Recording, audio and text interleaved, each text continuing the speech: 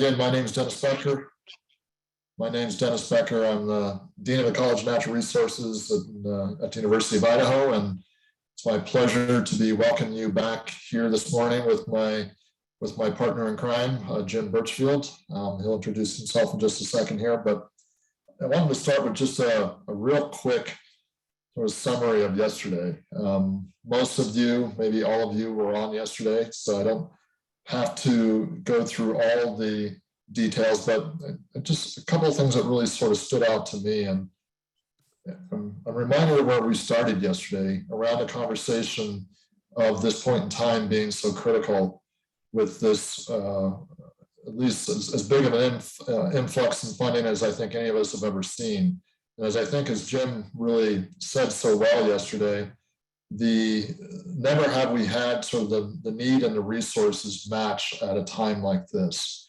And so it really is critical and to think about and to be purposeful in our accomplishments in the next few years. We had speakers talk about how critical it would be to treat this like a crisis, in a sense that, this is not business as usual. We can't continue to operate as business as usual. And I think our agency partners, really worked hard to demonstrate the ways that they are trying to do things differently, that they don't have the money in hand yet, but hiring and processes are already undergoing a transformation to try to match this point in time. And I think that's really important. But there was a healthy dose of reality that I heard yesterday around the challenges that still exist in front of us, but also cautious optimism around what we can accomplish. I think, I'd like to leave it with something that Sonia Germain said yesterday afternoon that I thought was so poignant, which is that, it's really important for us at this time to work as partners, not just be partners.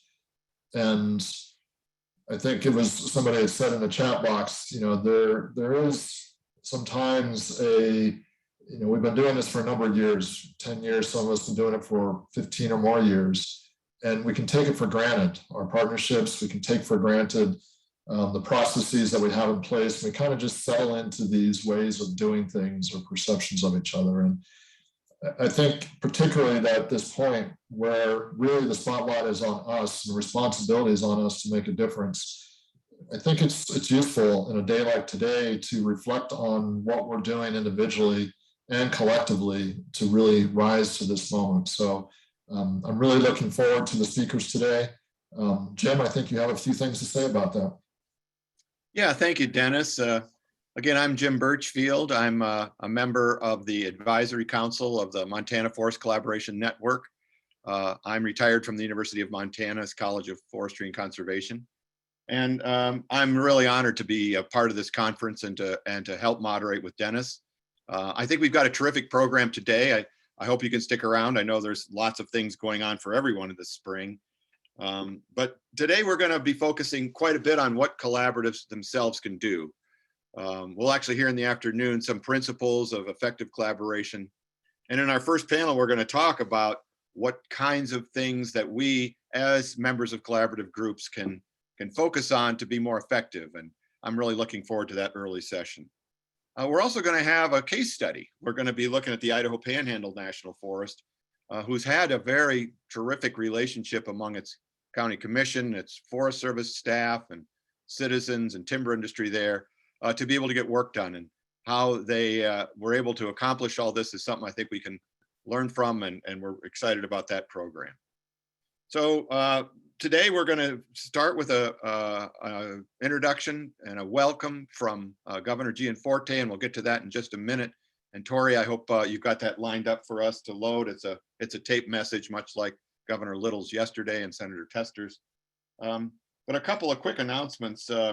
First of all, you can get continuing education forestry credits for this program through Tim Love, who is here in the conference. Just look up Tim and send him a private chat that you'd like to receive those CE credits, and Tim will make sure that happens for you.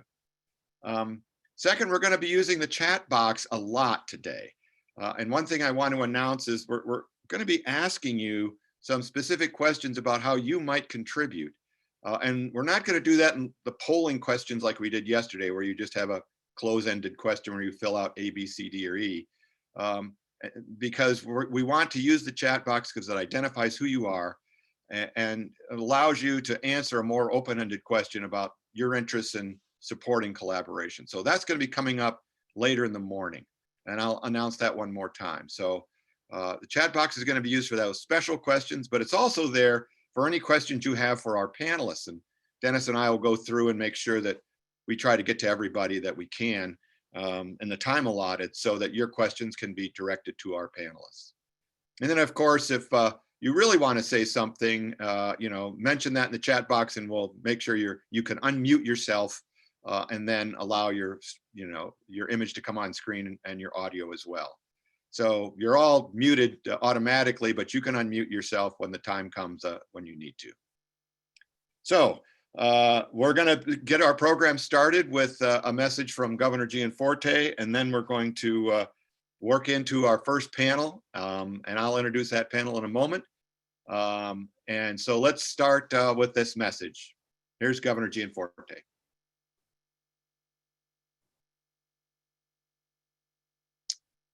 Tori, we're missing the audio.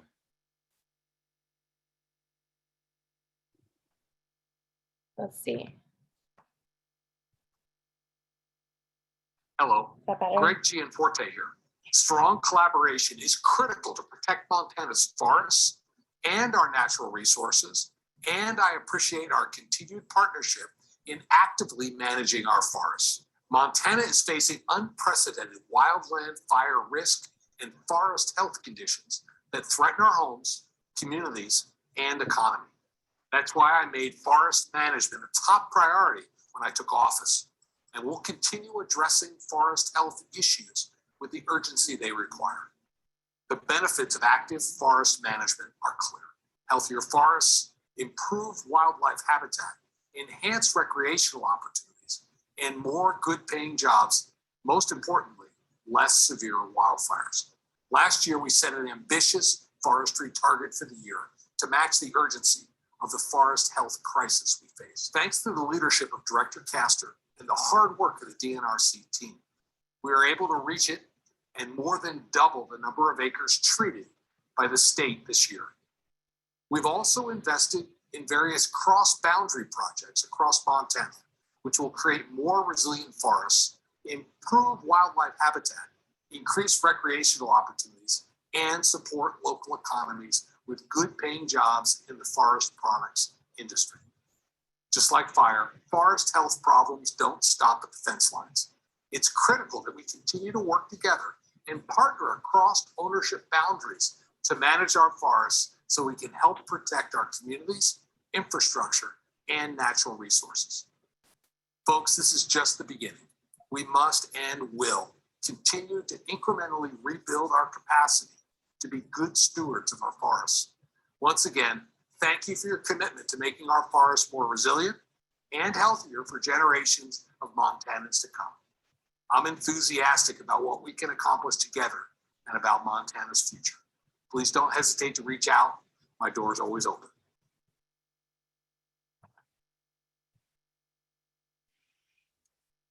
All right.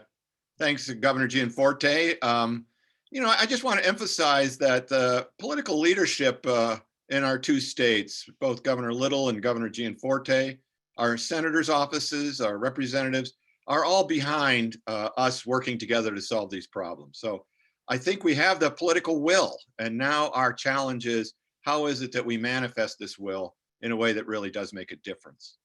And this goes to the office of Senator Risch from Idaho as well. And I'm really delighted that we have with us today to start our next panel on the effectiveness and capacity of collaborative groups, Darren Parker, who's the State Natural Resources Director for Senator Risch. Darren's going to be joined by Denny Southard and John Robison. John, you saw yesterday. Danny is with the National Forest Foundation and has been a big organizer of this conference. If it wasn't for Danny, I don't know if we could have pulled this off. So thank you in advance, Danny. But this panel is going to be offering some presentations, and on how we as collaboratives can be more effective. And, you know, we took a polling question yesterday, if you recall, about this issue, what can collaboratives do? And 59% of us said that collaboratives should help with public understanding. We have a communications function to reach out to people, to not only talk about the gravity of the situation, but what individuals can do to become more aware of forestry issues and become more resilient to the effects of climate change and fire. So I'm glad that we understand that we have this role, and I think this next panel is really going to emphasize that. So right now, Darren, thanks so much for joining us. I'm going to recognize Darren Parker, and I think you're going to relatively seamlessly fold into Danny and John presentations. And then near the end of this, you're all going to see in the chat box a question that you're going to want to be answering in the chat box that we can deal with later in the morning. So Darren, I want to thank you for joining us, and take it away. All right, thanks, Jim. And you described this as being seamless, and we'll see if we can pull that off. Let me share my screen. And you should be seeing a title slide. Excellent. And since you already took care of introductions, I guess I'll just say that Danny, John, and I worked together on the Idaho Forest Restoration Partnership. Danny is our fearless facilitator. John is a board member, and I am a technical advisor to the group. And that's how we all came together for this. We're going to talk to you about improving the effectiveness, capacity, and operational health of collaborative groups. The reason you all are here at this conference is because at some point in life, you decided it was better to be the person at the table rather than the person holding the monkey wrench, waiting for the opportunity to throw it into the gears of progress. We've all decided we want to be a part of the solution. I commend you all for the time and the effort you have given to the collaborative process. The collaborative model has been effectively put to use in Idaho and Montana. There are many metrics we can use to judge the success or failure of our collaborative groups. Acres treated, miles of stream habitat improved, volume of timber output. I want to take a moment to show off one of these metrics. Here we go. We should be looking at a slide of volume sold. This is timber sold on the Panhandle National Forest from 2013 to 2021. The trend line is obvious. The story is this. The Panhandle has doubled their timber volume output in less than 10 years. The Panhandle staff and the collaborative groups that work on the Panhandle should be commended for their great work. And I want to thank Carl Petrick and his team for providing me with this slide. I'm going to stop sharing for a moment. I hope I don't need to express Senator Risch's support for the collaborative process. For those of you that regularly watch C-SPAN like I do, well, there's a really great show on most Tuesdays and Thursdays called the Senate Energy and Natural Resources Committee. It's a rare occasion for the senator to show up and not talk about the Idaho roadless rule and how the collaborative model is a much better approach to solving these long-standing and complex public land issues over the use of litigation. Senator Risch has supported the Collaborative Forest Landscape Restoration Program since it first passed Congress in 2009, and he has supported funding for it ever since. He also supported the Bipartisan Infrastructure Bill, which will help fund some of the forest health projects you will be working on in the near future. The Bipartisan Infrastructure Bill got its moniker because of the process that was used to pass the bill through Congress. The bill was introduced and moved through the committee process. During the process that involved the Senate Energy and Natural Resources Committee, Senator Risch had the opportunity to debate the bill, point to sections of the bill he thought were poorly written, and then file amendments to improve the bill. Does this sound similar to the collaborative process to anyone? Asking someone with diametrically opposing views of the world what they think, and then incorporating their suggestions into the final solution. It's amazing how well this works. The bipartisan infrastructure bill included 2 titles that provide a significant investment into the future health of our nation's forest infrastructure. The money that will be spent by the BLM and the Forest Service is focused on wildfire and forest management. And I wanted to pull 2 sections from the bill for you all to look at. Here we go. So you all should be looking at Title 8, Section 40803. When reading through the bipartisan infrastructure bill in my spare time, which I know is something you all do as well, there's this one section that really stood out to me, and it really sort of helps us talk about scale. It's the section that is right at the top of the 2 titles that provide all of the funding for our public land agencies. And the section says basically, the Forest Service and the BLM shall treat 10 million acres by the end of fiscal year 2027. So Congress said, agencies, you shall do this. And then we gave them the money to go do it. And this section tells me that our collaboratives need to be talking about projects on the landscape scale. We're not going to treat 10 million acres, 5,000 acres at a time. We got to think much bigger than that. I also highlighted 2 other sections after this, and it talks about where the Congress wants the treatments to occur, and that's in the wildland urban interface and the public and any forest health project that's in a watershed that provides water for a public drinking water source area. And so there's really 3 big themes here, and I'm going to talk about the other one on my next slide. But we have wildland urban interface, public drinking water systems, and the next big one is going to be collaboration. So here's the section from the bill that really affects all of us and the work that we do in our collaboratives in each of our states. And there's a big dollar amount there. Ignore that. I think the important part is the section that I highlighted that says that the secretary shall spend this money on collaboration-based activities, including facilitation, certification of collaboratives, and planning and implementing projects. Now, Chris French and Mary Farnsworth talked a little bit about this yesterday. And while there's been no decision made on this, the way I read this section is that the agency can provide money to non-CFLR collaboratives for facilitation, which is a big deal. And it's telling the agency, there's been this question for years about whether or not the agency can provide money to collaboratives for facilitation. And now we have this section from Congress saying, yes, you can go do this. You can spend money on facilitation.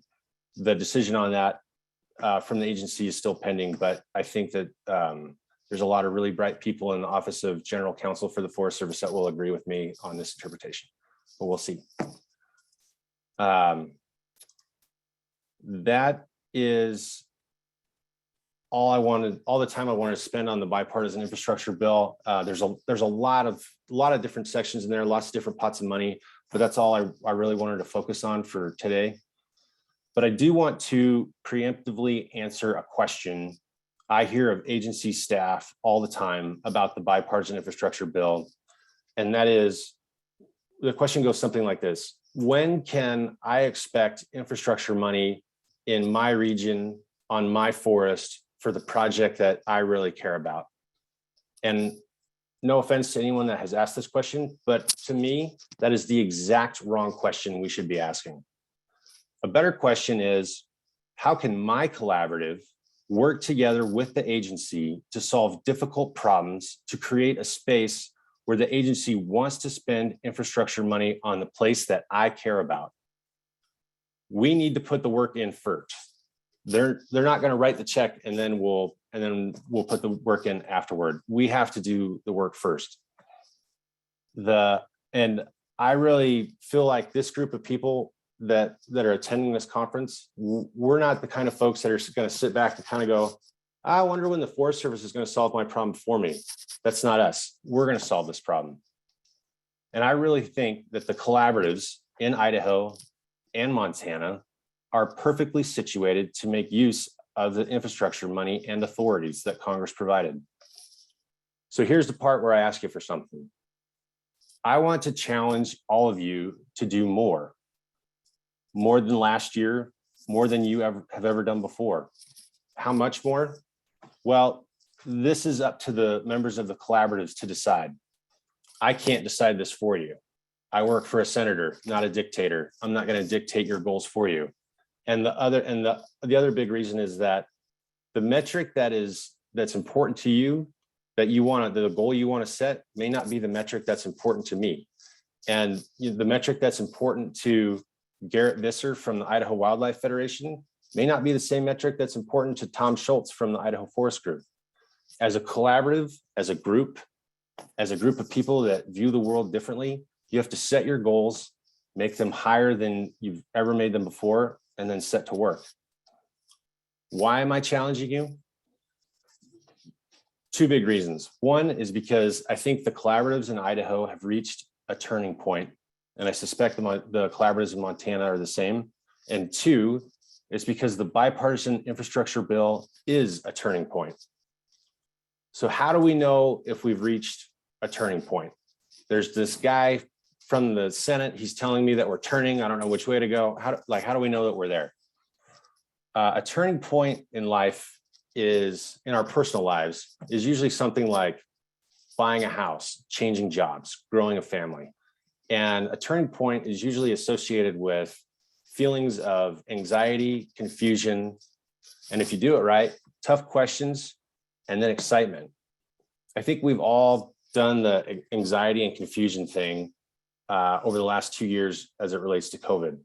Now we're transitioning, and as we come out of our COVID caves, we've reached this turning point, and we're stepping away from Zoom and back to looking each other in the eyeball and shaking hands. The other big thing is that the bipartisan infrastructure bill is a turning point. It's very different than business that we've done in the past. It's rare for Congress to pass a bill that provides the authorities and the spending all at the same time. It's rare for Congress to pass a bill that provides money not for 1 year, but for 5 years, to say, this is what we're going to do for the next 5 years.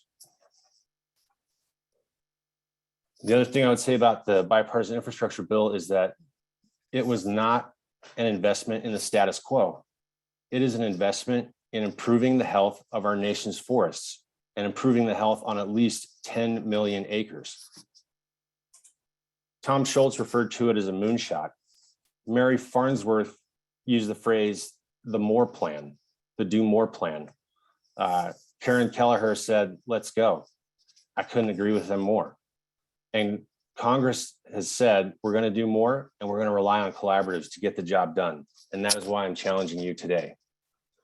Please know I'm not challenging you as a critique.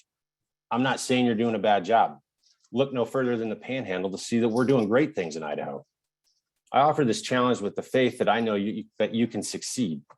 But before we talk about how to succeed, let's talk about the impediments to success for a moment. As a part of my job, I get to engage with all of Idaho's collaboratives. They come in all shapes and sizes. Some are more robust than others. Some have had great success. All of our collaboratives at some point have had to weather significant setbacks. I think we're all still learning how to push through these setbacks, like the gut punch you feel when the project you've worked so hard on gets enjoined by a judge in Portland. From time to time, all of our collaboratives face a loss of momentum. Zoom fatigue is a big one, low membership, and lack of participation from the members that we do have. Also, funding for facilitation and administration. I think it's important from time to time, maybe when there's a turning point, to ask ourselves tough questions like, does the membership of this group accurately reflect the communities we intend to serve? Or a question like, have group meetings become a habit of repetition where we just show up, people talk at us, and then we sign off and don't think about any of it until the next month? Is there meaningful back and forth among the collaborative members and not just those congressional staffers yakking at you all the time? I've seen robust collaboratives ask these tough questions. I've seen other collaboratives ask these tough questions and then move on quickly because they have other agenda items they need to get through. You have to do more than ask the question. You have to spend the time to find the answer and then follow through to make sure your collaborative group is stronger and more productive than it was the year before. There are a lot of resources at your fingertips to help you with this process. The Idaho Forest Restoration Partnership has the resources you need to help answer these questions. At this time, I'd like to invite Danny Southard and John Robinson to talk about the resources available to you. Danny is going to talk about the current tools in the toolbox, and John's going to talk about this new tool that we're going to launch very soon. So Danny, I'd like to turn it over to you now. Great, thanks, Darren. Appreciate it. Welcome. Good morning, everyone. Again, I'm Danny Southard. I'm the Northern Rockies Regional Director for the National Forest Foundation. I'm going to go ahead. I'm going to pull up a couple slides for you all. So bear with me for just a moment while I do that. And the fun thing about screen share on Zoom is that then you lose the ability to see anything, including the chat box and faces. So I'm just going to carry us through a bit of information related to tools and resources that are there for all of you. And so when I think about this, I think about, we have a village of people that are working to support collaboration, that are working to support enduring partnerships, and we don't have to always recreate the wheel. I see that with caution because I think that we're in a space where we really need to think creatively. We need to understand the role that each of us brings to the table. And I think, it's also a time where we have opportunities that we didn't 2 years ago. So I'm going to offer some tools and resources here in just a minute, but I would challenge you all to think about what's not there. So I'll just start by giving you a bit of background information about the National Forest Foundation. So we work to connect the American public to the National Forest System lands.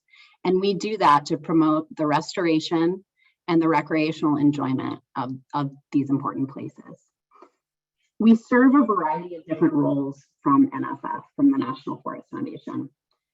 So we are a direct implementer, adding capacity to get work done on the ground. We're able to do that because we have kind of a special sauce of putting funding together, leveraging funding, and then getting it back on the ground.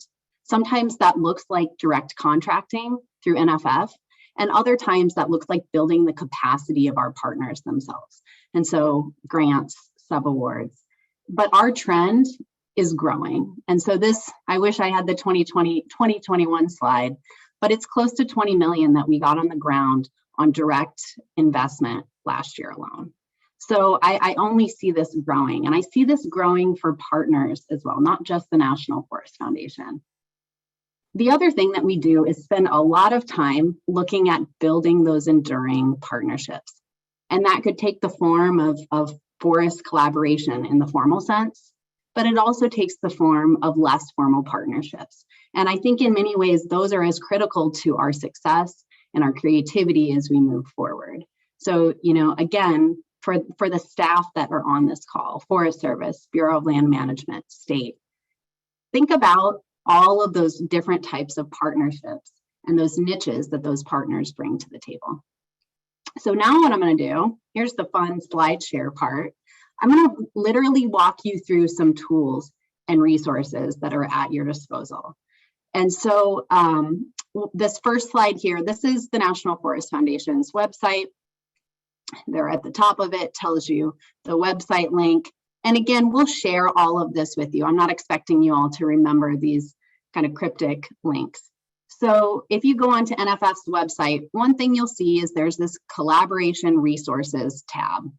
If you click on that, it takes you to a toolbox, literally of tools and resources that for years the NFF has worked to pull together on various topics. And there's a search function. So you can put in things like shared stewardship or wildfire, and it will bring forward a number of tools and resources for collaborative groups themselves and for agencies that are working with collaborative partners. And I think that's really important because we don't get out of college and walk away from a college degree knowing how to collaborate. That's something that we need to learn oftentimes. And so that's something else that we think a lot about is how do we build the capacity for our agency partners to really truly interact in a lasting way with the communities and the stakeholders that are coming together in these collaborative, these formal collaboratives across Idaho and Montana. I also put the word cadre in there. So the U.S. Forest Service used to have the collaboration cadre. That doesn't exist anymore. That was a group that would travel around and help to troubleshoot issues that a specific collaborative may be grappling with. When the cadre went away, we absorbed all of the tools and resources that the cadre has. And so if you type in cadre, what that brings up is tools like self-assessment, health assessments for your collaborative, or maybe navigating sticky situations. So I'd encourage you to check that out. I'm going to bring you to another place. This is RVCC, Rural Voices for the Conservation Coalition. The reason I'm bringing this page up is similar to NFF, RVCC has wonderful and just amazing resources. If you go to their Learning tab and you highlight that, you'll get a little drop-down menu. And if you go to Tools and Products, what that takes you to is similarly a whole toolbox of just topics from across the moon. And so I just pulled a couple examples. This is super small font. If you all aren't sticking your face really close to your screen right now, I completely understand. But like just to give you some examples, a guidebook from a guide to funding and authorities for collaborative restoration. Well, that's really helpful. A guidebook about all land checklists. What are the principles and considerations for more meaningful and effective cross-boundary projects? And then I really like this one because as we think creatively about how we utilize collaboratives, how we become more effective, and how the agencies can really lean on those processes, you need to think about those niches that those partners fill. And so there's another one in there that's implementation partnership opportunities in the Pacific Northwest. So that's, a little bit out of our Northern Rockies scope, but there is so many good tips and tricks about really working with implementation partners. So I'd really encourage you to take a look at RVCC's website. Did you know that the Forest Service also has an awesome collaboration toolbox on their website? So this comes out of the Partnership Resource Center, out of the WO, and there's actually quite a few tools and resources themselves. There's some neat resources about FACA, collaboration with the NEPA process. So again, I would encourage you to lean on the village and not recreate the wheel because these resources exist, they're there, they're extraordinarily helpful. Darren mentioned the networks. And so, we would really be missing an opportunity not to point you to the actual networks themselves. The Montana Forest Collaboration Network has a phenomenal website with, again, an awesome toolbox. So it's called the dashboard or issue papers. And so up here, right, if you kind of see on their little drop-down menus, you just click on the dashboard and it brings you to a whole bunch of different links that can be extraordinarily helpful. This one, I really like this, creating a charter for a collaborative. What if you're a new group? How do you do that? What are some tips and tricks for just getting yourself started in a way that sets you up for success in the future? The Idaho Forest Restoration Partnership also has a website that has a clearinghouse of information. The library, the drop-down menu from IFRP's library, brings you to a whole wealth of resources related to past presentations, past workshops that IFRP has put together, and reports. And so that's a great place. That's where most of this conference will live. And then I really like this one. So Dennis Murphy is the administrator of this whole website, and he's worked really hard to put together this tab called State of the Forest. And so this really tells us about what's actually happening on the ground. What's the impact of that? What are the metrics related to the work of the collaborative groups? And so that's a fun one. And I think the biggest area for growth is what we will see over the next couple years of the work of the collaboratives, and then how that directly relates to the on the ground changes, implementation, and metrics that come out as a result, partly of this funding, but I'd say more so as a result of effective collaboration. So I'm going to stop there. I'll take down my screen, and I'm going to hand the mic over to John Robison. Thanks, Danny. Really appreciate it. And thanks, Darren, for leading in. So when I started my job at ICL some 20 years ago, collaboration was really not something that we did. It was much easier to get training on how to file an appeal than how to collaborate. But over time, collaboration has become an increasingly important tool for accomplishing my organization's goals that we could not accomplish in any other way. As Darren and Danny reviewed, the policies promoting collaboration and the collaborative resources are really critically important. But sometimes you have to look for your colleagues for help too. And so it can actually be really helpful to have a peer or mentor to bounce ideas off of. And so collaboratives themselves are their own resource, or can be their own resource. Oftentimes when you're working on a collaborative, it's easy to get siloed and forget there are other collaboratives out there. And the chances are, if you're struggling with an issue, someone else in another group has also struggled with that issue, and they may have resolved it. And so connecting with peers can be really helpful when forming a collaborative and maintaining one and troubleshooting one. So I wanted to highlight, take a few minutes and highlight a few key principles that I learned from colleagues in other collaboratives. And I wish I'd learned many of these lessons earlier. The first thing is that the concept of positions versus interests. And so positions are kind of like bumper stickers. And it's kind of your slogan out there. And bumper stickers might be great at holding your car together, but bumper stickers themselves don't actually make the car go anywhere. Bumper stickers may make a point, but they don't make a difference.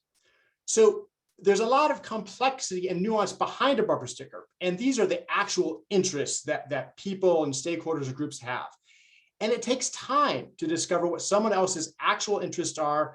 And sometimes it takes time to figure out what your own interests really are once you get past the bumper sticker. And so I'm going to do this the low-tech screen share. And so this is, if I can here, this is oh, it's not working. Okay, these are the positions here where you got two positions right here. Oh, sorry, it's not quite working with my camera. But basically, think about it this way. If you have just dots there, bumper sticker, it's not going to go. And then if you dig behind it, you actually find some overlap. And another way to think about it is with a collaborative, the settings we really try to get together are what makes sense ecologically, what makes sense economically, and what makes sense socially. Where's the social license coming from? And there's an art to this, but the trick is to find that Venn diagram where those interests overline. And when you do that, you actually have that zone of agreement. And so what usually brings stakeholders together in a collaborative, as I found, is dissatisfaction with the status quo. They might be dissatisfied for entirely different reasons and may actually appear to have completely conflicting goals. And that's where it's been so helpful to dig deeper past the positions into the actual interests. Even stakeholders with very different positions can find common ground on things. A key aha moment for me that I learned from a colleague just on a peer-to-peer issue was discovering that zone of agreement and recognizing and realizing that a win for someone else in that zone of agreement didn't necessarily mean a loss for me. And over time, we've been able to grow and expand the zone of agreement to address more and more forest restoration issues. Now, people may initially attend a collaborative at first out of a concern that the other side is somehow going to score a win. And as the old quote goes, if you're not at the table, then you're on the menu. But things can shift over time. And I've seen this myself. When I first started in some collaboratives, I was worried that if I missed a meeting, all of the bull trout restoration projects would get dropped. But over time, and if I wasn't at a meeting, people would say, well, John's not here, but he would really like us to address bull trout in this meeting. So let's do that. So things grow over time. Just a couple of things I wanted to mention about these peer-to-peer learning examples. Again and again, there's value in getting out in the field and kicking the dirt. It's critical to get out from behind your Zoom screen, get in some windshield time, and actually visit the ground. And when you're out there, usually it's a convoy of Forest Service vehicles. And it's really important when you're out there to swap vehicles. So you get to meet new people and understand their positions and interests. Breaking bread with each other is another key way for building trust and understanding. The other thing, and this is something we're all kind of guilty of, is and I've seen folks do it very successfully, is breaking up your cliques. So usually collaborative participants show up at a meeting as a tribe, and they don't interact with other tribes. They all sit on one side of the table, and during breaks all mingle together. Take the time to mix things up a bit. And I've been to meetings before where actually they alternated people, so you had to sit next to someone that you disagreed with. And actually the other key thing was getting together with folks for a coffee. We have a saying here where some of these projects are 1,000 cups of coffee projects. It just takes a lot of time, but that's how you get things. The other things I want to just touch base on briefly was just having that line of communication is so important, and having a no surprises rule. If something's going to come up and affect a collaborative, it's really important to share that. If you, it can take years to build trust and just moments to destroy it. So people don't like getting a thumbs up from you at a meeting and then reading about litigation in the news the next day. So being clear, and as they saying goes, you can disagree without being disagreeable. The last thing I wanted to mention here was, before going into the next topic, was celebrating successes. Take time to celebrate the successes, even the small ones, and learn as you go. Now, while the IFRP members have a lot of experience, we do not cover the full range of issues that collaborative participants do. So IFRP is looking to create a peer learning network, and we would like your help. The goal is to put collaborative practitioners like yourselves from different groups and different areas in touch with each other. Now, most participants have some certain topic that they're passionate about and may even have become a local subject matter expert on. And so people can identify their own interest or practical experience and let us know, that IFRP know, if you'd be willing to serve as a resource for others. You don't have to be an expert, just be willing to serve as a sounding board on a particular topic or so. So once we have a network of contacts of people who say, hey, I'd be happy to bounce ideas off folks. Collaborative participants can then contact IFRP to request some advice or guidance from others, so we can kind of serve as a hub. So please look at the question in the chat.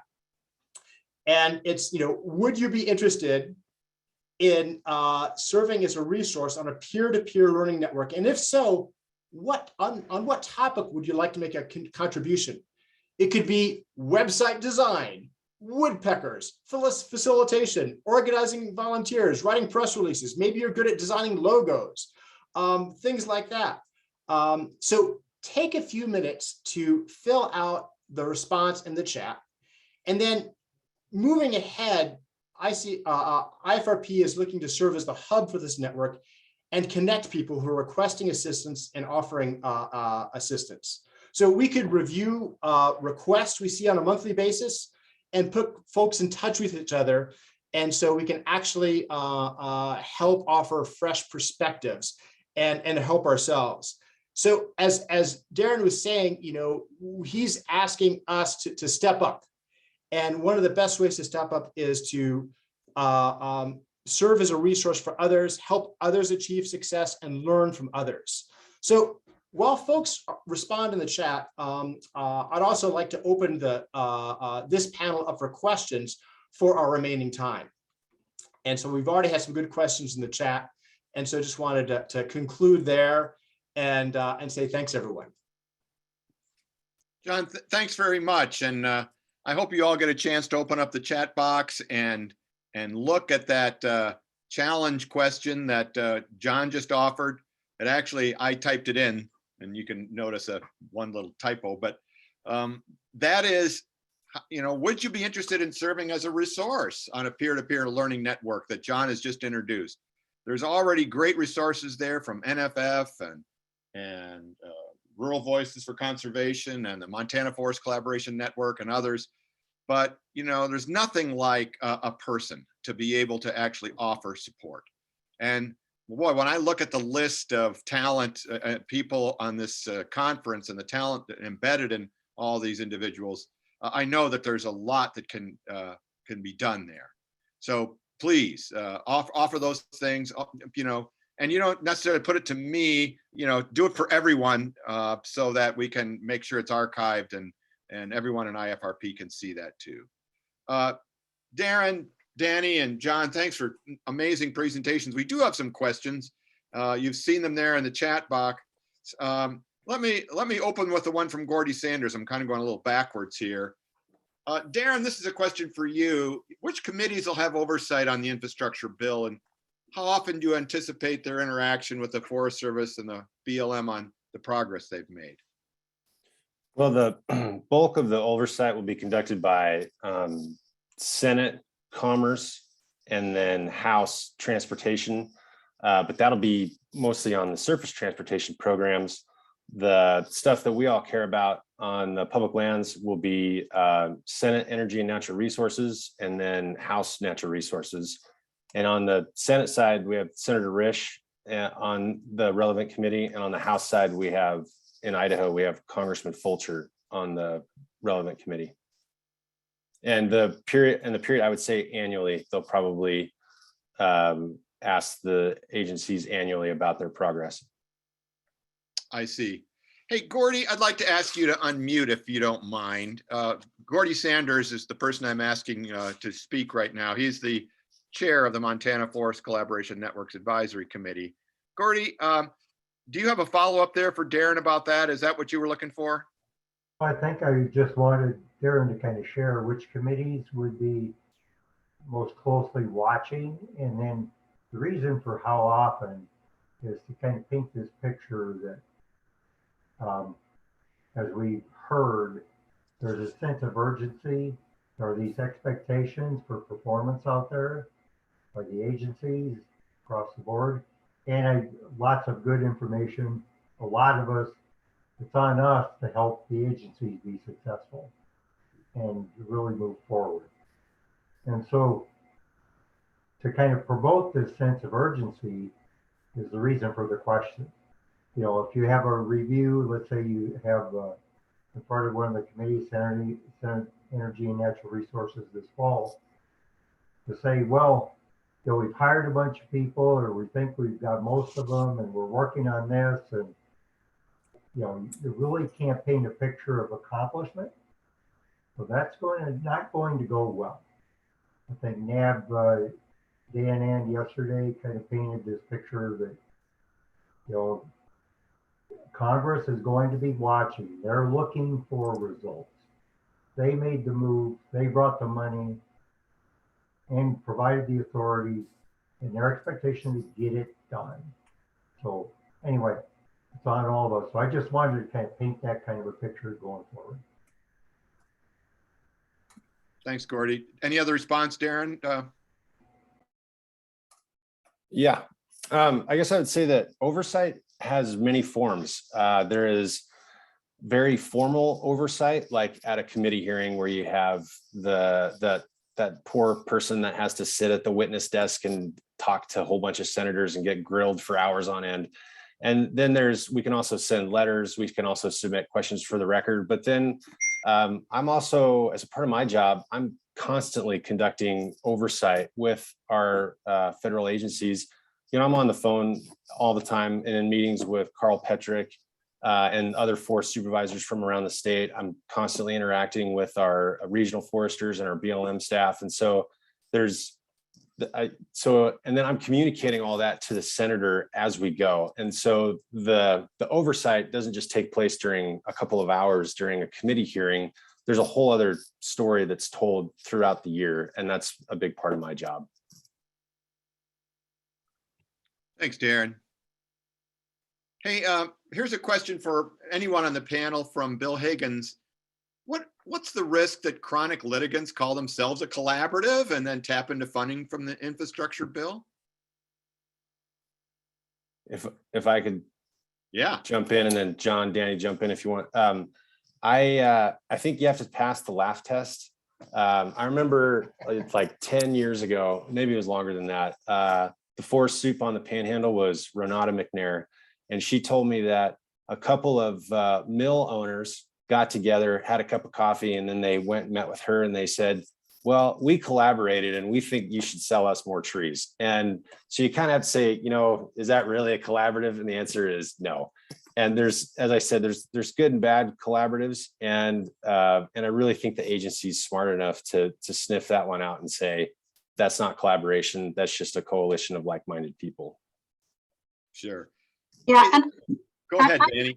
Yeah, I'd just add to that, one thing that we've been thinking a lot about, and I would venture to say many other networks are thinking about as well, is, there has to be that regional or state touch point, right? So as we start to look at how this funding is allocated, and nobody knows the answer to that. I spoke yesterday about some listening sessions based around this funding. We know this funding is a huge need, and this will be, this is not the magic bullet to solve all of it, but it will help, right? And it's a step in the right direction.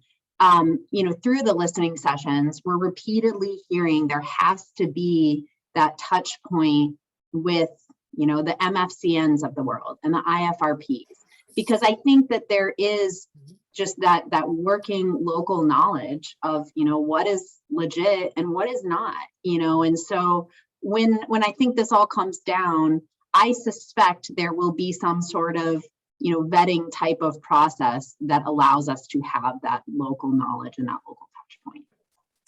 Danny, if I can follow up, is there any level of formalization of the collaboratives that's necessary? I mean, do they have to be institutionalized in some way, 501c3 or anything like that, or they need just a fiscal agent? Yeah, I think that's an interesting question, and it's one again that we've talked about through the listening sessions. And I personally am not in favor of that. And I think somebody earlier in the chat box brought up, do you have to hold a 501c3 status? Well, that's a barrier to entry. And so I think if we're setting up barriers to entry, that can be really challenging. And in my talk, I talked about, there's formal collaboration. Not every group is a Clearwater Basin collaborative, right? There's some real structure there. But that doesn't mean that, every group has to have that formalized structure. I think at the end of the day, it's going to come down to who is eligible to receive funding, and that might be, that might be 501c3s, but that could also potentially be, individuals or entities that are helping to build capacity or to build knowledge within a collaborative. I don't think we know the answer to that, but from what I'm hearing, there's not that favorable response to you must be formalized in such way or another. I've got one thing just to chime in on that as well. And every, I think really the strength of a collaborative should be its diversity. And so every collaborative should be asking themselves, who's not at the table, And in fact, the other thing is, like, if we're going to try to do something, who's likely going to kill this idea? How do we bring them to the table, get their input, and see where we can work with them? And so that's the most powerful thing is, finding the someone with a completely different viewpoint, bring them in and learn from them and see where that zone of agreement is. And so I think that if you have collaboratives should be diverse, they need to be come from different interests, and that's where the magic of the power of that zone of agreement is.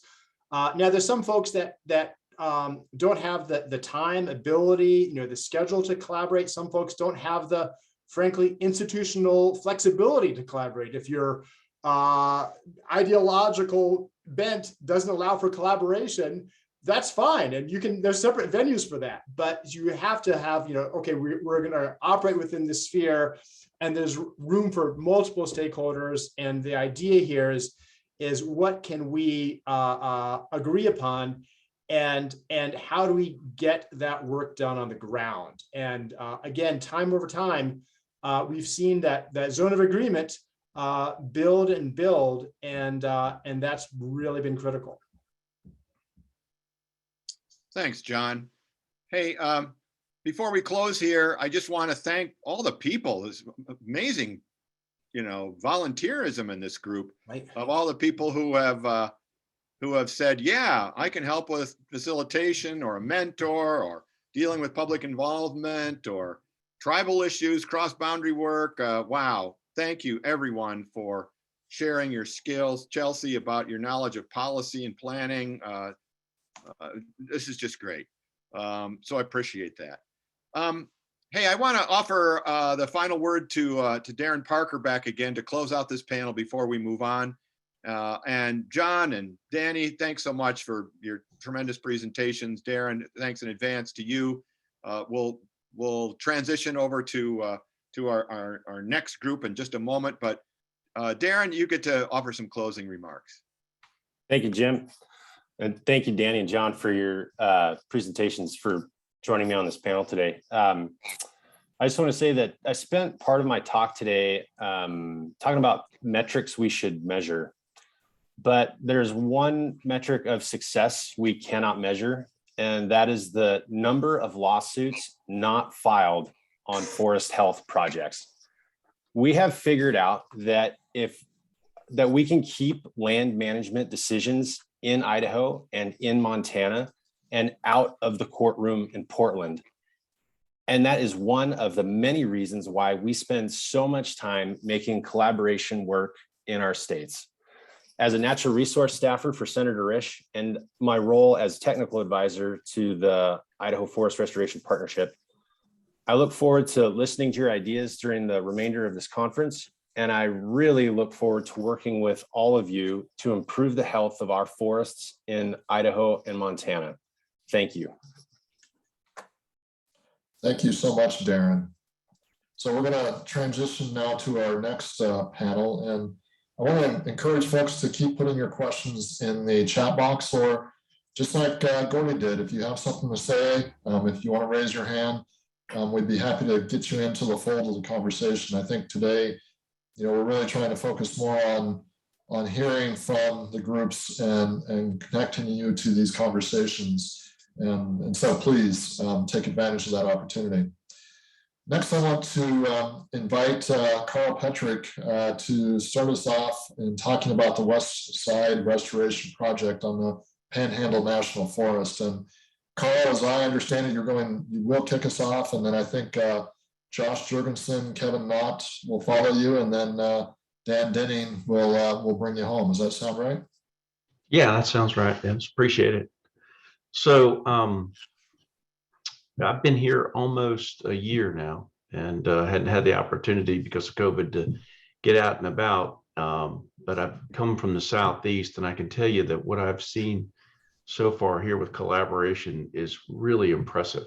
And the amount of large scale landscape level projects that this forest has been working on for years before I got here is also very impressive. And it couldn't have been done without collaboration. I am struck by the sense of urgency and fully agree and support the almost crisis management mode that we're in when it comes to forest health. The composition, structure, and function of the forest and the insect disease issues are very pronounced. And I come to work every day with a mindset of status quo is unacceptable. And I'm very proud of the projects that this forest has on the shelf. And I'm looking for ways to accelerate the treatment of that and also to increase the acreage as well. Our staff has worked hard and we're looking forward to the opportunity to capitalize on the infrastructure funding and additional funding, as well as increasing the staff. And I'm also interested in trying to find ways for partners to participate in our land management and help us achieve the acres that we need to treat in an accelerated fashion. So just really proud of the work that our people are doing and being able to continue things in COVID hadn't been easy. It's not our style, not my style. I would like to, meet people personally and get out and kick the ground a little bit with folks like John was talking about. And it's been very difficult to do that, but we're looking forward to a better future here in the very near future. I would like to, before we turn it over to Kevin, let Kim, my deputy, have a few words. She's been here for more time than I have and has probably a little bit better perspective of history and how some of these things evolved. Thanks, Carl. I feel really blessed to actually be here. This is a phenomenal place that together we create more, we do more. My favorite word, and people will probably smile because I love synergy. And that's part of what happens here in all of Idaho. But we've been really blessed to be able to work with collaborative groups and to be able to look at some of those things, have some of those hard conversations. I love Darren talking about, let's not just talk about it and then move on to the agenda. I think one of the things that's happened well is that we stop and we have the hard conversation and we point out that, like, there's a gorilla in the room. What are we going to do about the gorilla versus, yep, it's there, let's move on. We need to talk about the timeline. So I think that we've been very lucky, working with KVRI, which will be part of what Kevin and the group talks about. I don't know that in my career of collaboration, I've worked with a group that has such passion about let's get together. They passed through COVID very well. We still did Zoom. We got together and, we grow a better product. They bring the right folks in. They bring the missing middle in and say, who's not here? What are we missing? And I think to me that is a tribute to the ability to get those things done. I'm super excited that those groups have taken the MORE plan. And now we're actually looking at all three collaboratives trying to do a CFLRP project together. And to me, that's going to be a new innovative way for us to think about how do we all get what we need? And maybe that's some compromise, and compromise doesn't mean losing. Compromise means everybody gets something. And how do we work together to get there? I think we're very fortunate to have that and to think about not just vegetation, but everything else, watershed improvement, recreation. Where are we going with overall health and meeting that crisis at the toe and together, working together. So I know Kevin's going to talk more about the project, but just want to say a big thank you to IFRP and to everyone who comes together to do more together and can't wait to do even more. Thanks.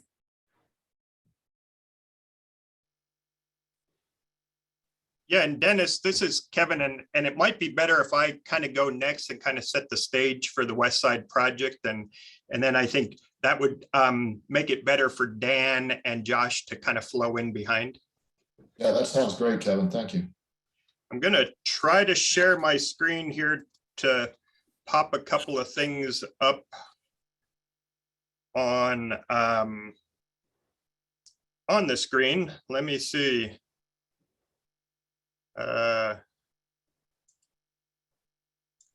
Not real skookum in Zoom. I had it working just fine when I was practicing in Teams. Let me see if I can. All right. Select the window. I think that's it. Share. There it comes. Okay. It just looked a little different than the ones I've used before. So let's pop this up there, and hopefully folks are able to see a map, or will soon be able to see a map. Yeah, and if you are able to make it just a little bit bigger, that'd help. A little bit bigger. Wow, you're pushing my technology here. On my screen, it's showing as it is like occupying just about the whole screen. Why don't you just go ahead and run with it? And if we need to zoom in, I see you have a plus sign, a magnifying glass there. You can zoom in as needed.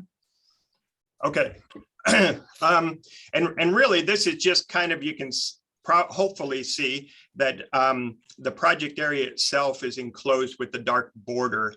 And within that dark border, there's a whole lot of green. And that's a lot of Forest Service lands within that green. But then the other colored squares, sections, those are other jurisdictions. Those are Idaho Department of Lands. Those are Bureau of Land Management. Those are Hancock Forest Management Company, Stimson Lumber Company sections, Mulpus Timberlands. So a lot of different ownerships within the project area. And then to the east of the project area, you can see the Kootenai National Wildlife Refuge. So that's a U.S. Fish and Wildlife Service refuge. And a little bit of their lands also land within the project area. But this part is somewhat key because as we develop this project, we obviously utilizing KVRI and their conduit out into the community and the other agencies. We talked about what opportunities there may be on those other lands. Kind of where can we help you guys as we do this analysis? And really, when it comes to doing the analysis and helping the other agencies do the analysis, that's a little more focused on federal lands. So in this instance, we were able to analyze for treatments on the BLM lands, Bureau of Land Management lands within the project area.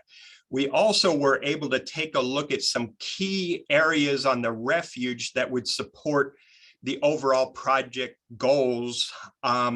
And we've been working with them outside of the decision on this to treat some fuels reduction acres involving a little bit of timber harvest and then some prescribed burning. So we've been kind of working hand in hand with them outside of this to help. Idaho Department of Lands obviously has some big focus within here as well. And we have been coordinating access to where we need to get on road systems operated by them. So that part has been helpful as well. The project area itself is 60,000 acres. And again, it's across all of those ownerships. It involves bear management units, bears outside recovery zone areas. It also encompasses 3 roadless areas and is heavy in the eyes of the public, a big user recreation area, both winter and summer recreation. But as you can maybe see, or maybe you can see my cursor, but running from south to north through the project area, it includes the Caribou Creek watershed, the Snow Creek watershed, the Myrtle Creek watershed, and the Cascade Creek. So it involves multiple watersheds.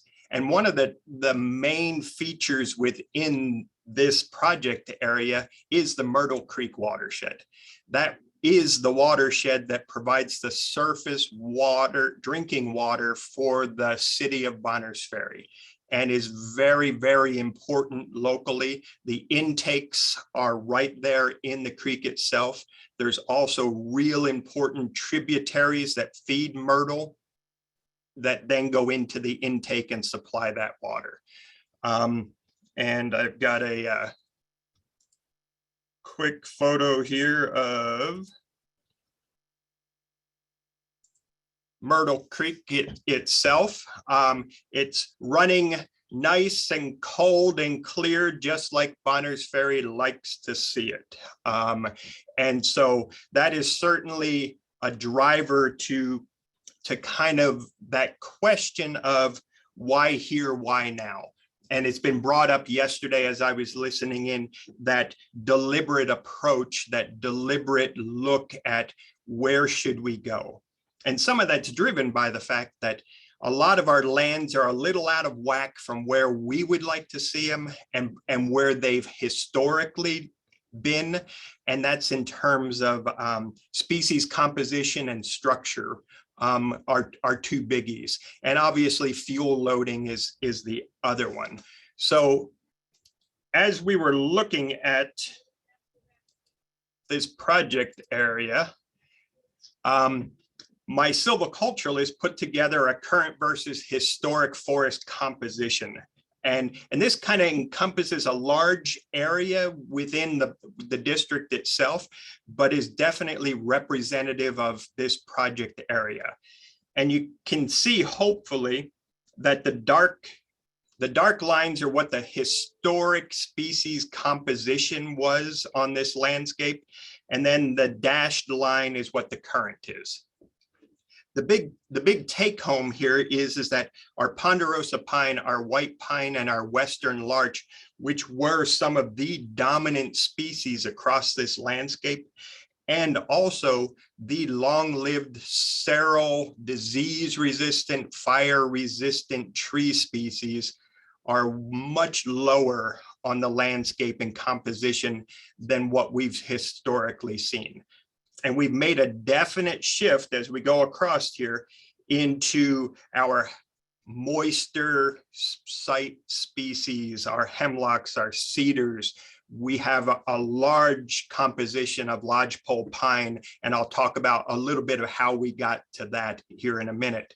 The other thing to the far right is that we are certainly down by our counts in white bark pine, which is clearly something that is a big focus of a lot of us right now as we're looking at land management and as we're looking at opportunities to restore white bark pine on the landscape.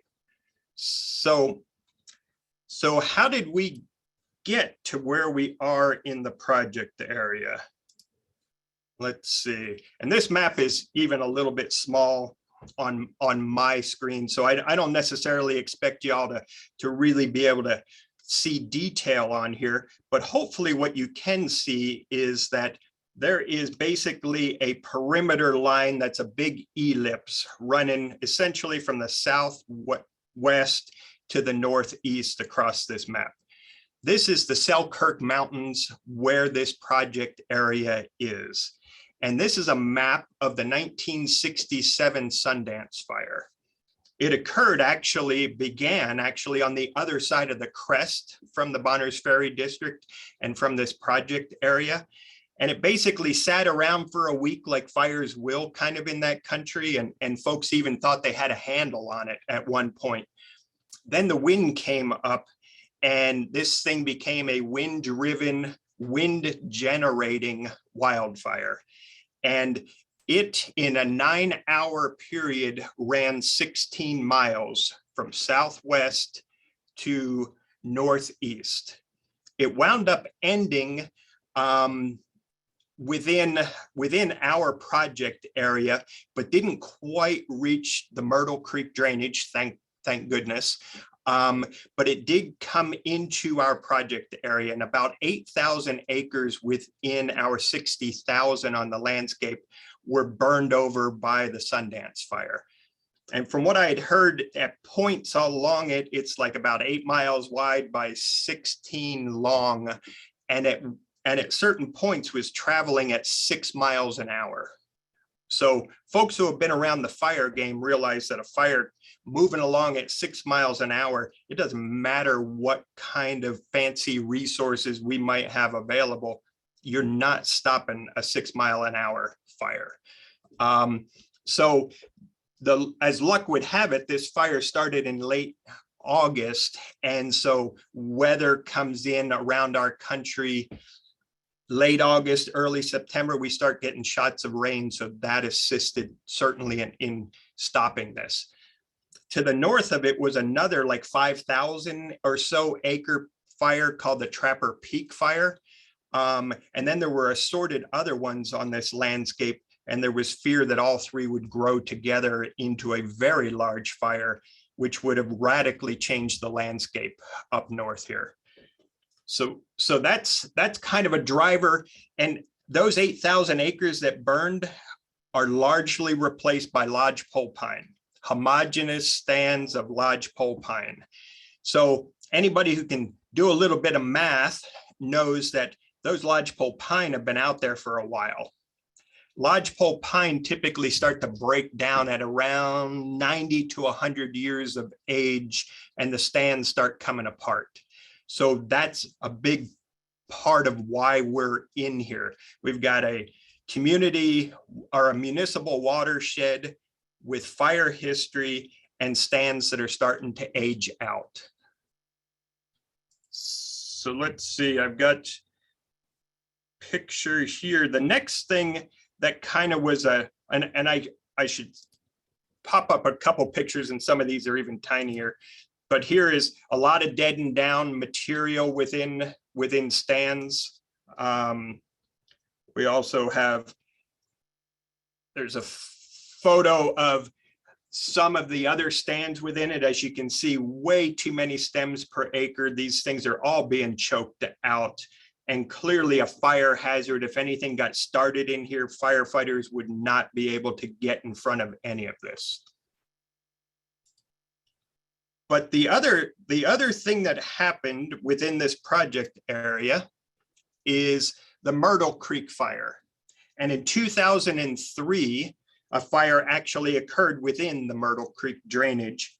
It was, let me see, 3,500 acres, 3,600 acres maybe. It started the 1st of September. So again, we had a little luck in our way here in that rains came probably about a week or so after, which greatly assisted. But what you can see in here is what is there now. And you can see a lot of even age stuff, a lot of brush, a lot of trees that are coming in way too thick, way too many stems per acre. And so it is a fuel load that we are not comfortable with within this municipal watershed. And so part of what we're going to do is do pre-commercial thinning, where we're going to come in and thin out these stands on 14 or 1,500 acres. So yeah, the fire basically took everything. And I think Dan Denning is going to talk a bit more of having kind of lived through that when he gets a chance to speak. Okay, looking to see if I had any other photos of note. I do not. So again, we've got Sundance Fire, 56,000 acres, and spread through that country real fast. And they usually do spread southwest through northeast. So from the southwest. We've got Myrtle Creek Fire in 2003 that burned right within the watershed itself. So what are we looking at as we move forward? Well, we kind of set the stage for this. The community already understood the importance, obviously, of the Myrtle Creek watershed. But we worked with KVRI, Kootenai Valley Resource Initiative, our collaborative in this country, to start looking at what can we do up in there to assist with overall watershed health in the Selkirks. And the Selkirks being a heavily populated area by recreationists, again, winter and summer alike, means it's on a lot of people's radar. It is habitat to grizzly bears and wolverine and lynx and caribou. And so obviously important from a wildlife perspective as well.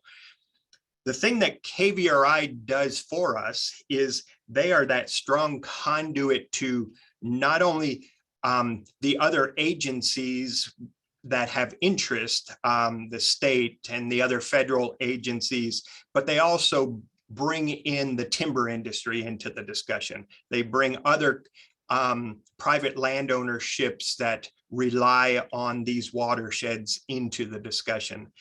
And the community is the biggie. and probably a lot of Forest Service folks have similar situations in that I could post it, a notice in the newspaper saying the Forest Service is going to get together and we're going to talk about a project we're looking at. And I might get 7 people to show up. If KBRI goes in there and posts that same thing saying, please come share your views, KBRI is doing this and working with the Forest Service, then we get 70 people at the meeting. And so it didn't take real long before we realized how important this collaborative effort was to getting all of those inputs early on in project development. Because as everybody knows, if you bring it in the 11th hour, there's often little we can do with it. We need it on the front end. We need it to help shape things right from the beginning. And not to continue to belabor, all of these things, but perhaps as we move forward, if folks ask, we've got some solid examples of how that collaborative process kept us from running into log jams as we move through this process.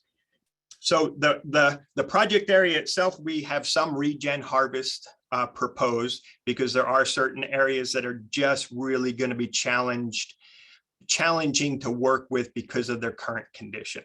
But we also have a lot of commercial thinning because we want to, a couple things. We want to protect that watershed, and all throughout that Selkirk Mountains, there's a lot of water movement. There's a lot of surface water. There's a lot of tributaries that we are very cognitive of and are trying to prevent sloughs and slides. So we greatly modified some of the work we're doing out there, and in terms of leaving more trees per acre, more basal area out there to help hold those lands along those, those wetter slopes.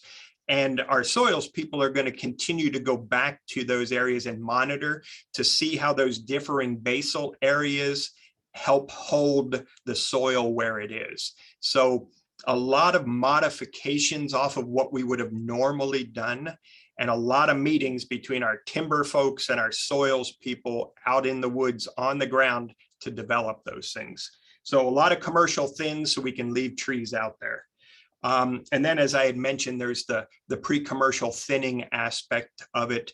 A lot of that work in order to thin out those stands, improve tree vigor, reduce fuels in the process.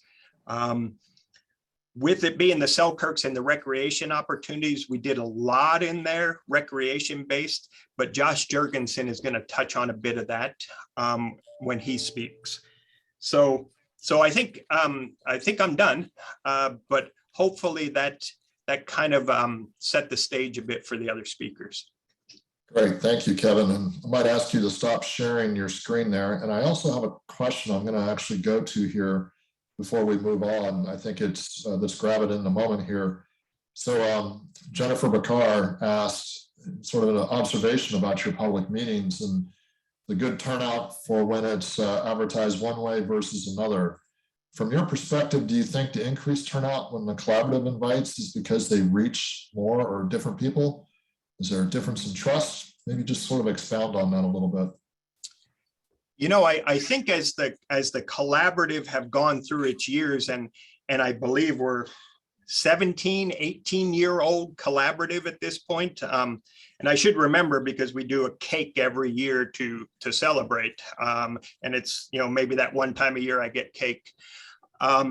But I think that as that collaborative has grown, it moved from a place of trying to get folks, a little bit of voluntold to try to get people to join, to where now people are interested in joining.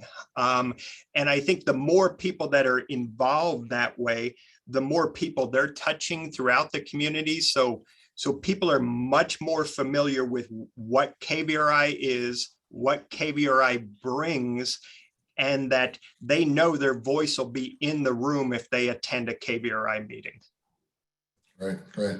Rhonda says 20 years this year. So I wonder, how old is that in dog years? Okay, let me see. I think I see the stop share. Hopefully that did it. It did, thank you. Yes. 140. All right, I think up next is Josh, right? Are you going to take it? Sure, I can take it from here. So just to build off of what Carl and Kim and Kevin were talking about, our forest, we really use these landscape scale restoration efforts as an opportunity to take a look at the landscape and take into consideration the 3 R's: the restoration, the reforestation, and the recreation component. As many of you know, we've kind of been booming in population pre-pandemic, during pandemic, and we will continue that in post-pandemic. Way back in 2010, our forest became the only urban forest within the state of Idaho, which meant we lived within an hour drive of 1 million people. And just between 2014 and 2019, we saw a doubling of visitation through our National Visitor Use Monitoring. And everyone knows what has happened to our visitation just the last 2 years. So we really look at opportunities such as the West Side Restoration Project to work with our communities and partners on the front end to see what recreation would look like in the next 20 years. So for us to look at the resource and protect that resource. And many of these opportunities, what we do is we take a look at, are there trail systems out there that we can design in more of a sustainable fashion? As Kevin alluded to, a lot of the trails and routes that we have on our landscape were created, in the last 50 to 100 years for other reasons, and they were never necessarily designed for the use that's being occurred now. So this gives us an opportunity to really make those trails sustainable and design in a way to accommodate that current and future use. And also, as Kevin alluded to in this project, there's a lot of checkerboard patterns, right? We have a lot of use out there on different land settings. So we use opportunities like this to make sure that we can reconstruct, redesign those trails on public lands where we don't have to deal with easements. And also within this project, 10, 15 years ago, maybe there was a car parked at that trail. Well, now we have like 15 to 20 cars parked on the trail. So we use this opportunity to design new trailheads where that can accommodate that use. Another big thing, we look at roads, not only is the road resurfacing and the road improvements to protect the watershed, but it also helps when we have access concerns and making sure that we design that road, the trailhead, to accommodate the resource.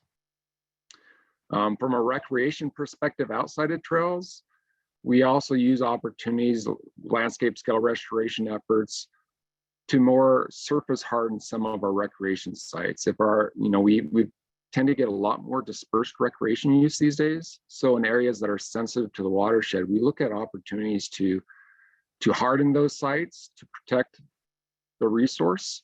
We didn't do it in Westside as much as some other restoration efforts, but also develop rec sites. We look at, we have a lot of dev rec sites out there that people use that go down to the stream bed. So in areas, we just look at areas that we can improve that stream bed, to surface harden those stream beds to protect the resource. So really just to elaborate a little bit further, there were in West Side Restoration Project, there was definitely some hard work done at the very beginning between our communities and our partners to look at trail connectivity. And that led to a lot of different reroutes that were proposed through this project. And the great thing about this is, once the NEPA is done, these projects are shelf ready. And then we can look at the next 5 to 10 years on how to implement these projects. So then on the back end, we also work with our communities and partners to take advantage of opportunities that are unique to our forest and unique to the state in order to get these projects implemented. And some of those fundings are not only through our partner organizations, but are also through funding sources such as the infrastructure bill, such as the Great American Outdoors Act, and other grant funding sources that our agency and our partners can go after in the future. So I'll save the rest for any type of questions, but that's a good synopsis of what we were able to accomplish in the West Side Restoration Project. Thanks. 1 million people within an hour's drive. You don't often think about that when you think about the Panhandle, but that's really stunning. Yeah, and that was 12 years ago. You know, we always forget that we have a huge Spokane area population that's within an hour and a half drive of this project area, and we still have Kootenai County that's almost 200,000 people now. So, and all that goes to places to play, such as the areas up in Bonners Ferry and the West Side Restoration Project. Thanks. Great. Right, I think next we have Dan Denning. Is that right? I think that works. Can you hear me? All right. Yeah, Dan, good to see you. Good to see you guys. First, I want to compliment everybody that's part of this conference. I started going to the very first one they had in Boise and has watched the progression of it, how it has assisted collaboratives, and I've always been impressed with how it's grown. And so I want to thank all of you because it has helped us. Now going back to the West Side Restoration, I need to set the stage a little bit. Our football field used to be down what we call the fairgrounds in Bonners Ferry along the river. In 1967, there was a football game. I was a young person, but my dad took us and we were watching the football game. And we watched the Sundance Fire blow over the Selkirks from there. It blew dead embers up to north of our airport, which was 12 to 15 miles away. We dodged a bullet from that aspect. And what you have seen in Kevin's pictures is a mess in that, and also in the adjoining lands. The Myrtle Creek watershed has always been extremely important to us as a community. We used to laugh that the sign of a good ranger was if he had a forest fire within his first year here, that meant he was going to be a good one. Kevin, I think you had one, if I'm not mistaken. But the Myrtle fire occurred, and if you have never had to drink smoky, putrid smelling water, then you can't appreciate what I'm about to say, because there was almost no other source of water for the Bonners Ferry water system. They had a well in the river that they could supplant it with. This smoky, dirty water stained everything. You could not wash, you couldn't keep your bathtubs clean. And so we started seeing the effects of that. We tried to do a heifer project in there. There was significant amount of roadless within the Myrtle Creek watershed, which gave us, didn't give us the ability to treat. And part of the Myrtle Creek watershed, because of that, became one of the poster child for the new Idaho roadless rule as it went down the line. We as a community through KVRI have always identified the Myrtle Creek watershed as extremely important to us. And so to protect it, we have to protect the lands to the southwest, as Kevin talked about. The social side of protecting that is the easy part. Our Kootenai tribe of Idaho gets their water from that watershed. Our city gets it from that watershed.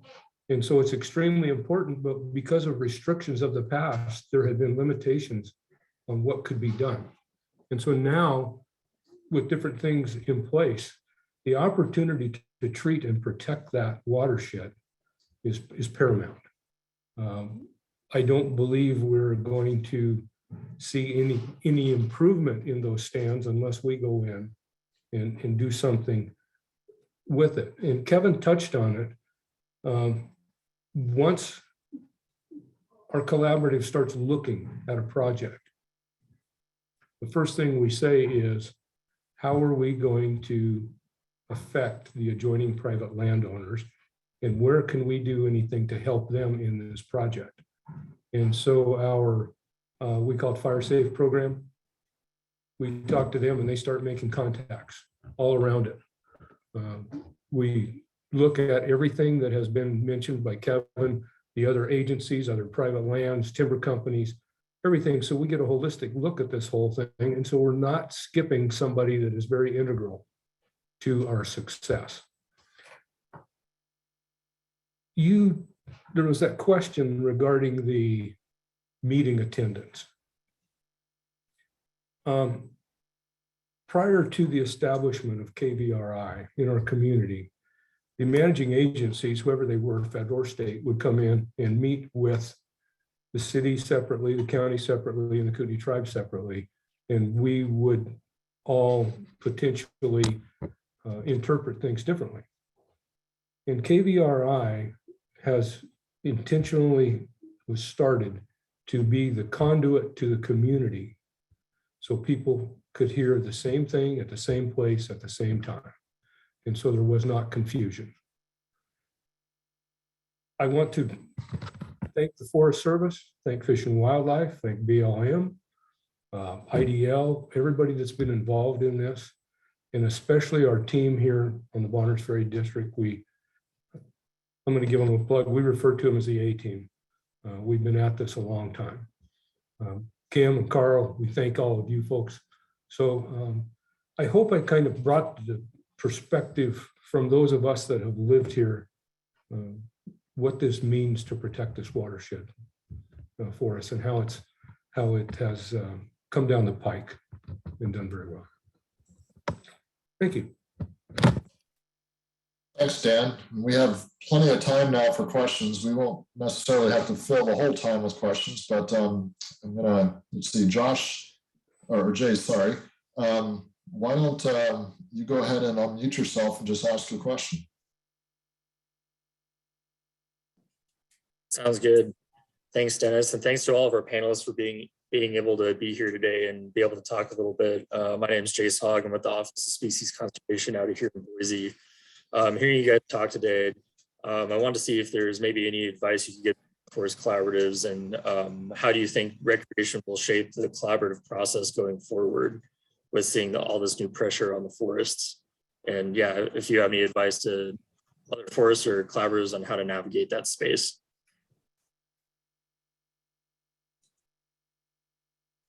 Yeah, I would.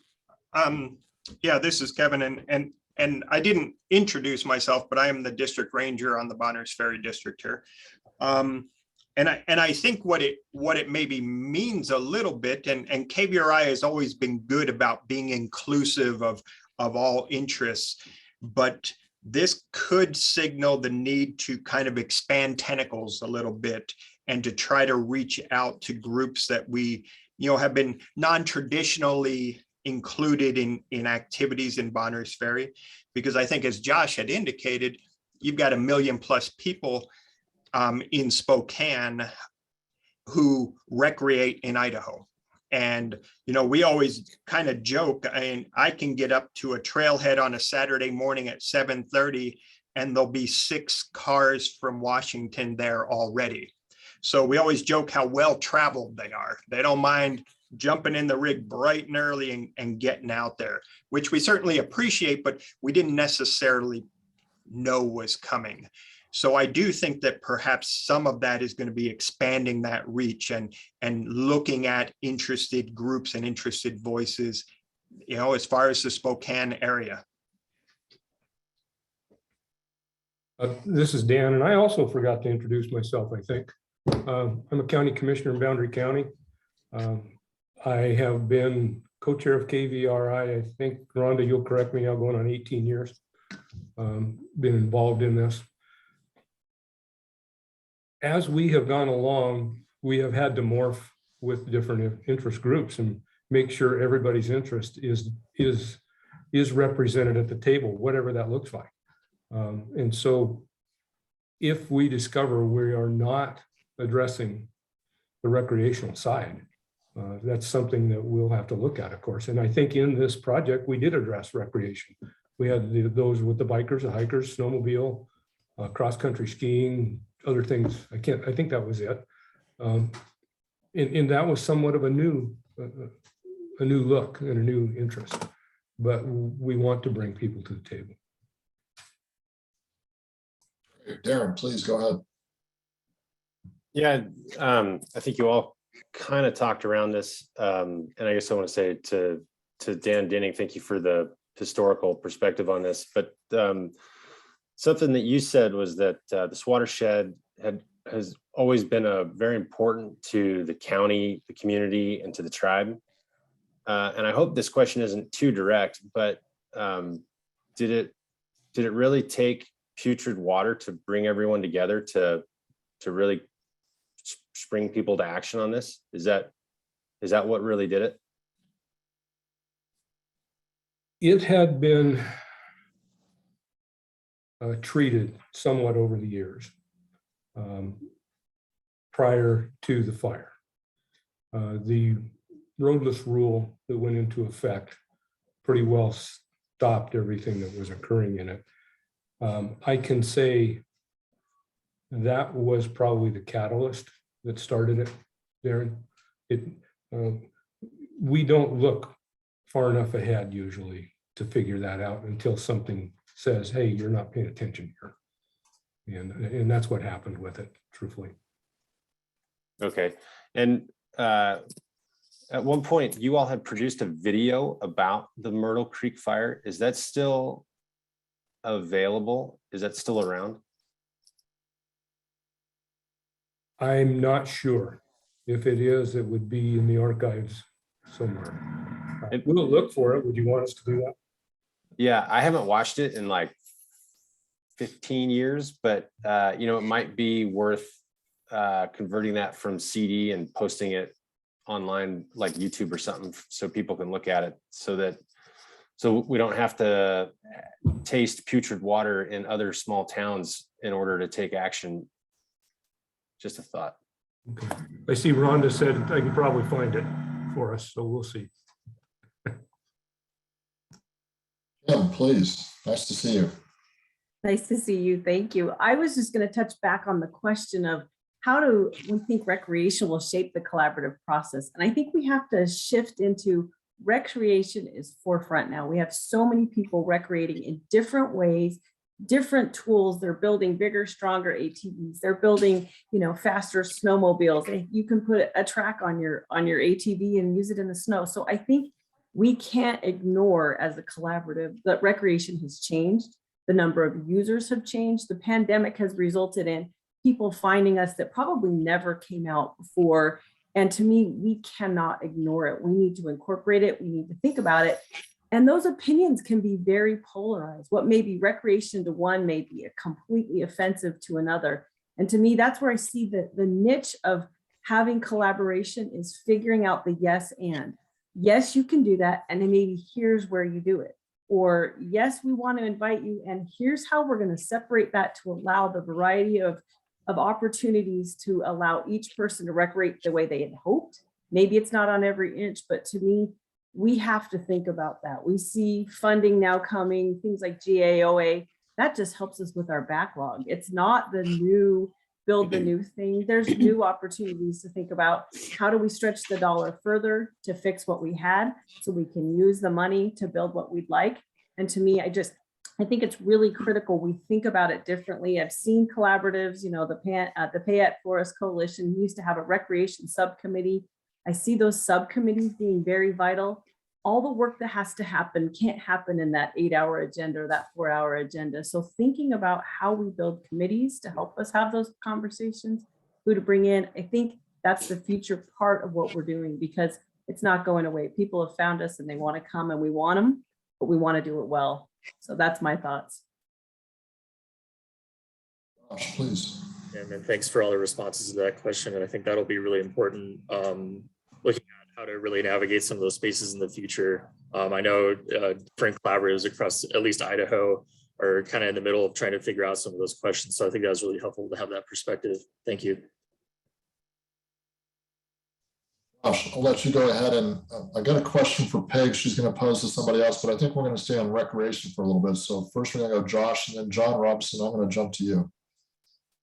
Thanks. Just one last comment on there, just to build upon what Kim mentioned. You know, I think the key thing is making sure we engage with them early, because they are all passionate and they all see things differently. And the critical part of what makes collaborative successful is that shared interest, that shared vision, where you have a unified voice. And recreation can be all across the board. So I think making sure that we get them engaged early to make sure that they understand the process, it only builds on the strengths of existing collaboratives. And it is definitely a wave of the future. So I'm just very supportive of it, and it needs to be done. It's not easy, but it needs to be done. So thanks for the time. Yeah, and Dennis, I might be able to just sort of, if you can hear me okay. Gotcha. Be able to sort of maybe tie in that recreation discussion into this project and into the NEPA and collaborative process. And I kind of hinted towards, we had sort of an example, and I can throw one of them out there. And that is that the Snow Creek drainage and the Snow Creek road system is a big winter recreation site. Snowshoers, cross-country skiers, a lot of snowmobile action up into the Roman Nose country. And so as part of this analysis, the snowmobile or winter recreation group came to us and said they would love for us to analyze for improved parking along that road, because it's really difficult to put snowmobile trailers, et cetera, on that road. They also wanted to analyze for the potential building of a warming hut up closer to Roman Nose.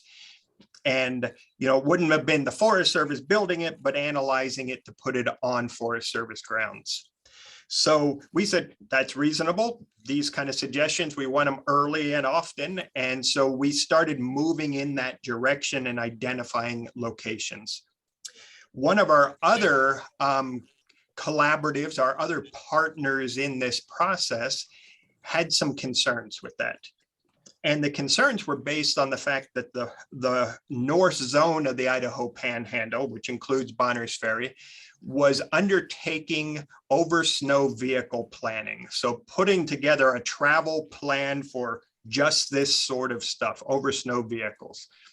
One of our folks was, you know, at one of our meetings was concerned that perhaps we might kind of taint that analysis if we already approved certain infrastructure for snowmobiling in this project. Well, we talked about, well, maybe we shouldn't analyze for that. And then the snowmobile group said, well, hey, what about us?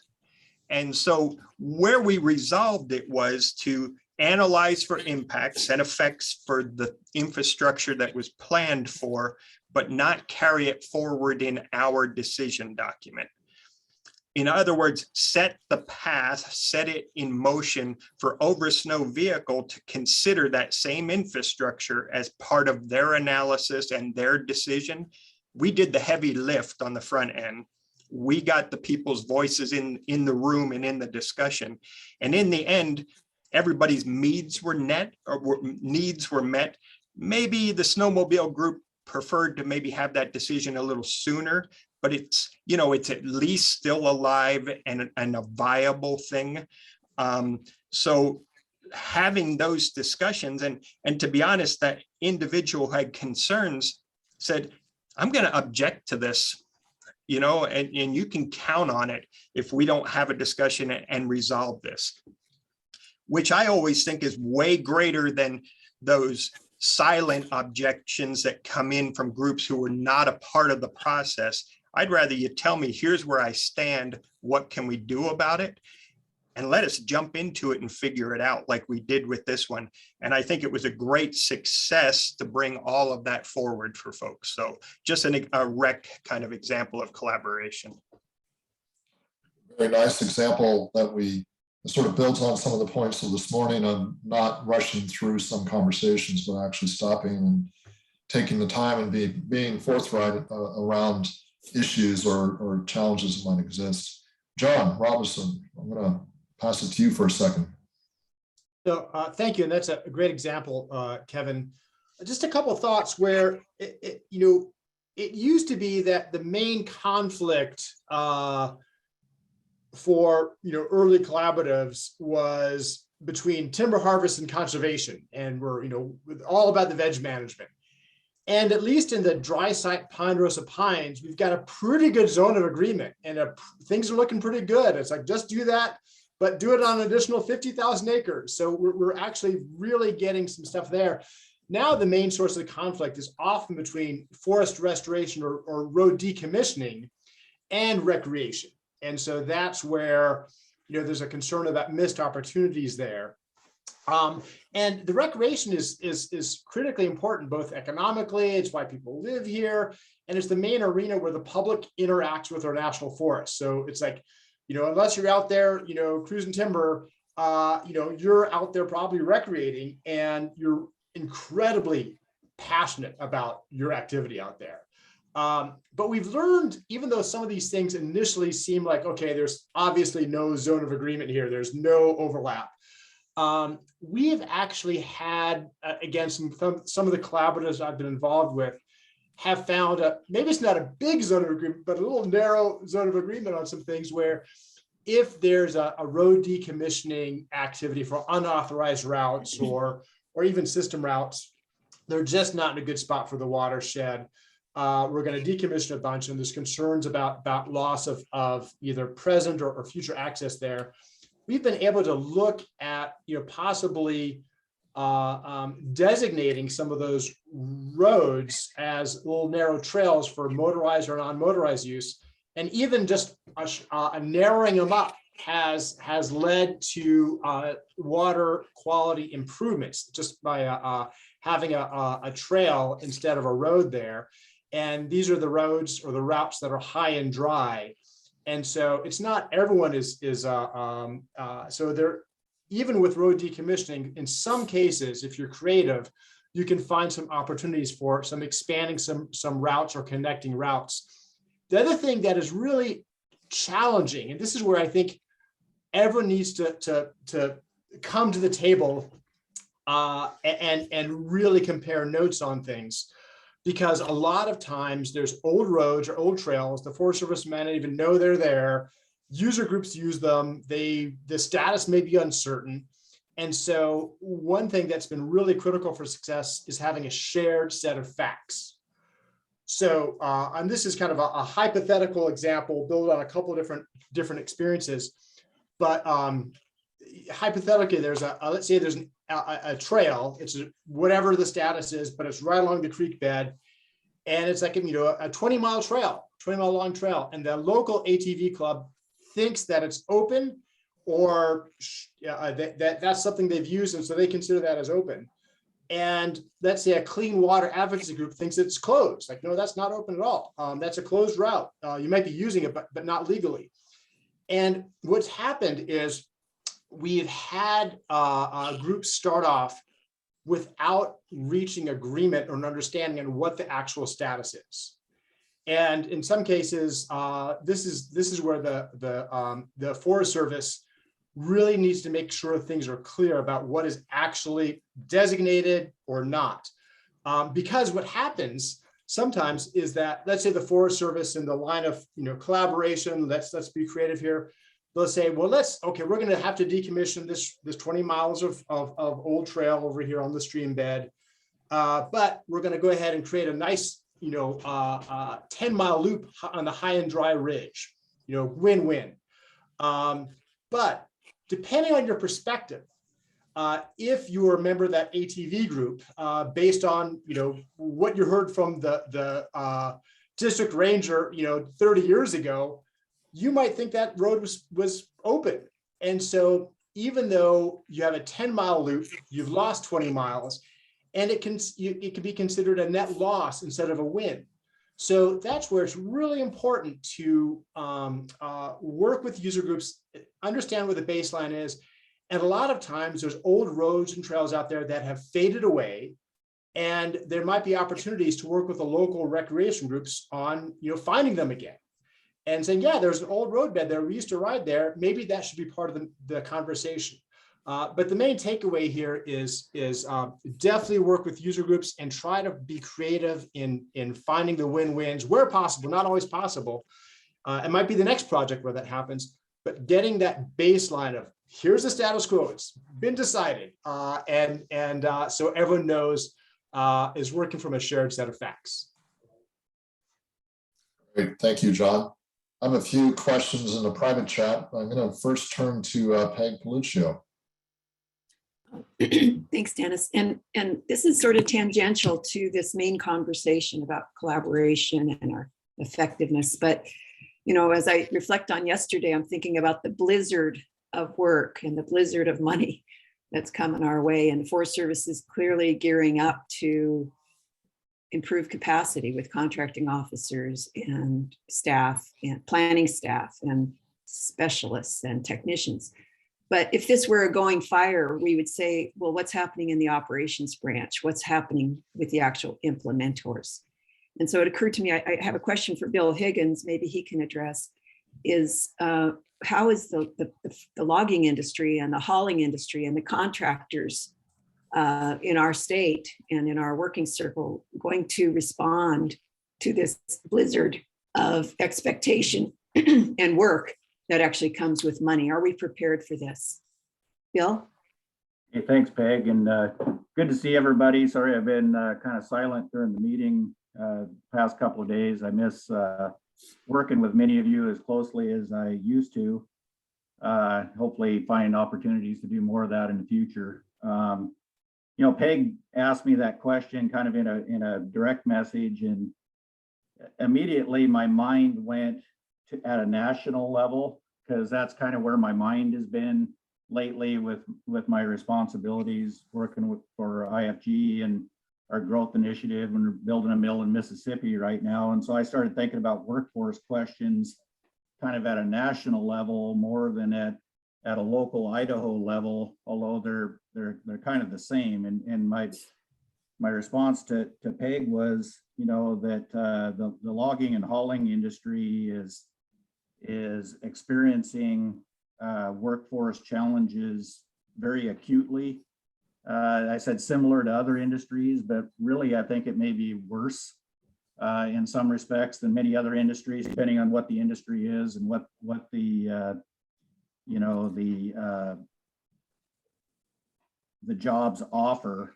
You know, locally, we are experiencing in Idaho workforce challenges. We're getting the job done still, but you know, I wouldn't say that there is excess capacity, and the workforce that is there today is not the workforce that was there 3 years ago or 5 years ago. And so it's kind of on edge of getting the job done. On the other side of that, I would say that we're blessed here in Idaho with infrastructure and, you know, wood products manufacturing facilities. So we've got a really good base to stand on to grow.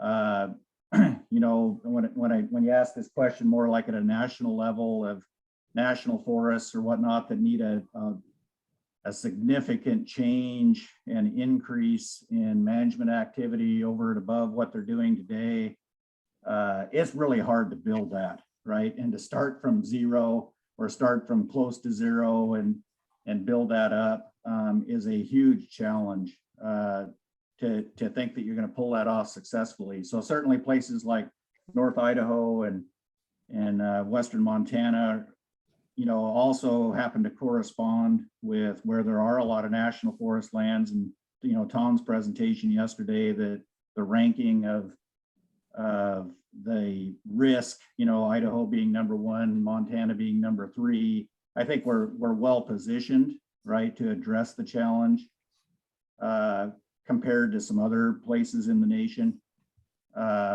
So that's a positive. You know, the other thing I mentioned to Peg in a private note is, I don't know if like this infrastructure bill, if it speaks to workforce training, you know, making money available for workforce training in this area, or, you know, low interest loans for people to enter the, you know, logging, hauling, other work that we need in the woods. I don't know if that's addressed or not. So did I answer your question, Peg? Yeah, thanks, Bill. Just getting it in the room and, another thing that we need to be thinking about or help advocate for. Thank you.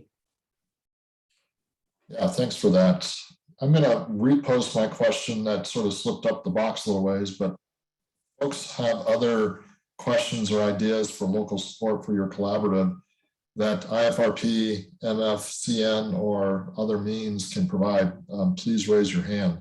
So I have a question, and maybe you can help us answer this question. So the first part of the question really is around simply, does KVRI use a facilitator for your meetings? And if so, is this a Forest Service employee or from another organization? Our facilitator, and she's on, Rhonda Vogel, is an employee of the Kootenai tribe. And so the Kootenai tribe supports our collaborative wholeheartedly, and they provide the facilitator. The county and the city contribute some money to KVRI, but the majority of it comes from the Kootenai tribal effort. They have seen the benefit of everybody coming together. And I have a personal question, sort of a follow-up to that. I've watched KVRI now for a number of years, and it always strikes me that you have found things to work on where you can find good agreement. Whether it's, I remember your work on animal crossings on the highway up there, or whether it's your recreation work now. Maybe could you just sort of elaborate or sort of think back around, if you were to do things differently, what would you have done in the KVRI, or was this sort of approach that I've observed that you've taken and really focusing on, I wouldn't say maybe the biggest things in the room, but things that were really important to everyone that you could reach agreement on? Maybe just kind of talk about that a little bit. I think every collaborative has to go through a growing process, which means you're going to hit some big bump in the road to learn where you may not be including everybody or going forward. I can think of one instance, but it all had to do with just communication and talking to each other, if I'm understanding your question correctly. We make an extreme effort to reach out to people to make sure they're included. We have taken on some pretty difficult situations, and we do not always just take something because it's easy. I think one of the most volatile things we ever did was host a public meeting for the caribou designation of the critical habitat. And the Kootenai River Inn was packed, but it needed to be done. So I know there was other piece of your question. I didn't get maybe all of it. No, that was perfect. I was just looking for you to reflect on your history a little bit. I guess I would also ask if there are others with other collaboratives, Montana or Idaho, if any of you would like to sort of reflect on, if you had to do things differently, what would you have done? Hey, Dennis, this is Kevin again, and I would just comment real quickly on KVRI, and I think some of its success has been its consistency and its longevity, obviously, is I think has been because people joined and stayed with it. At the same time, though, I have seen that there is a little new blood in the collaborative in KVRI, and I think that is good. I think collaboratives move forward because they respect one another. Conversations are heard. people are given the freedom to talk, but you can reach a place where everybody's a little, perhaps even too respectful of one another and careful in what they say, because we've always agreed, so we should always be careful to continue agreeing on things. And I think that now and then needs to be challenged, even within solid performing collaboratives. And I think, I think that's important. I think we see that from time to time in KBRI, and I think that really is a building part of it. Yeah. Rhonda, thank you for the quick math on the dog years. Please go ahead. Well, I just wanted to add to that too.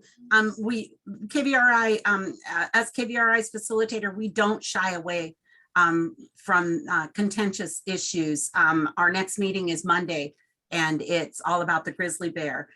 Just recently, we've had a grizzly bear on the loose, still on the loose, in the southern part of our county, has killed farm animals, and traps were put out, cameras were put out, and it came back to kill 2 more farm animals, and not, actually 3 more, and not, and just sniff at the trap. So we've got this stuff going on. We may have an angry community, but we invite them to the room. And we say, sit down with us, help resolve these issues, give us your opinions. What do you want? And this all comes at a time when the petition to delist the grizzly is on the table.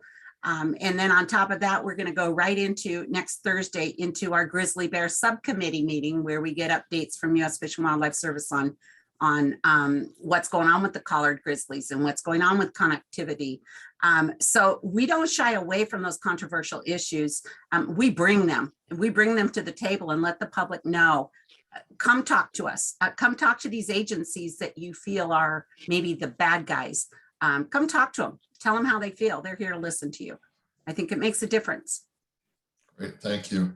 I want to introduce Christine Bradbury, if you don't mind. Christine, you made a nice comment in the box, and invite you to sort of talk to how tribal affairs, opportunities to bring in tribal issues into the collaboratives.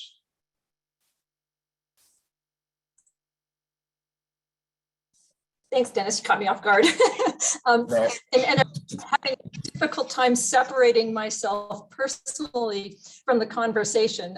You can see in the background, this is my view growing up. This is from my parents' house, and this is the Selkirk Mountain Range. I grew up at Priest Lake. So everything the collaborative's been working on, from the Sundance Mountain Fire history, that's all part of my history too. So really appreciate all you guys have been pulling together on this and the conversations. And I think the one thing that we all know is that there were a whole lot of people that were living here before we were living here, and that that knowledge and that information and perspective, as we all move forward together in collaboration, is vital. And it's also challenging. We're working with tribes. There's in Idaho and Montana. We've got I think 18 different tribes just in Region 1, and and tribes represent this broad variety of voices. So in the collaborative process, it can be really challenging when, if you have, Trout Unlimited, for instance, coming to the table, they have a very, they have maybe a narrow and specific mission. And tribes represent an entire, body and community of people. And so, sometimes narrowing down their voice or their focus in a collaborative can be really challenging. But it's, again, necessary for us to find ways, whether it be tribal involvement on a collaborative, or how do we, bring the information to the tribes if we're not able to bring them into the collaborative process, or to be a member of a collaborative. How do we then bring the information to them and get that incorporated? And I think because if we have if we have involvement and the support of a tribe or the tribes, you know, in the area, it really benefits, you know, moving forward. And I think, you know, having tribal support, and this is a prime example here, really helps with that. You know, serial litigants was brought up a couple of times. And I think if you have the support of a tribe behind you on this, that, in my opinion, that greatly reduces, you know, the litigants' ability to be successful, you know, if they're behind us. So just those are the things that I'm as we move forward, you know, we're working with the tribes is, I think, rewarding and has its own unique challenges, but really appreciate everybody being so willing and open-minded to look at all of the different ideas and opportunities that we have in all the conversations. You know, I've been working with the Clearwater Basin Collaborative for years, and it's just, you know, as a fourth generation Idahoan, it's very encouraging to see, you know, all of the different voices coming together to look for the outcome, you know, and to find that shared common goal. So thanks so much, Dennis. Christine, so I have a follow-up question for you from Tanya. And it is, you know, how do you respect the government to government responsibilities at the same time invite the tribes to the table to collaborate? Thanks, Tanya. That is a challenge because when we have, for instance, if a tribe is part of a collaborative, typically, you know, they will delegate that responsibility to a single individual. But many tribal governments, when they actually, you know, do the decision-making process, they do so in council. And so usually one person doesn't always have the authority to speak on behalf of the tribe. They often can be a conduit of information back and forth to inform a tribal government of what the process is. But the tribal government, and again, all tribes are different, but many times tribal government then retains, you know, what that decision is going to be or what their perspective is going to be on a project. So as the federal government, so the Forest Service, regardless of what's happening with a collaborative, regardless of what the collaborative maybe can reach agreement on or proposes, we in the Forest Service still have an obligation to consult on a government to government basis with the tribe, the federally recognized tribes. And so we can't automatically, just because the Forest Service cannot automatically, just because a collaborative supports a project and maybe a tribe is involved within that project, just make the assumption, oh, we don't have to consult. We, the Forest Service, always need to keep our lines of communications open with tribes, make sure that they are understanding, you know, where a project or proposal is in the process, make sure that they are informed and that we are fulfilling our trust obligations to those tribes. And sometimes, and you know, we have examples, you know, here on the Nez Perce Clearwater where you know, the collaborative supported one thing and the tribe still had concerns, and so we had to go back and rework, you know, with the tribe through their concerns.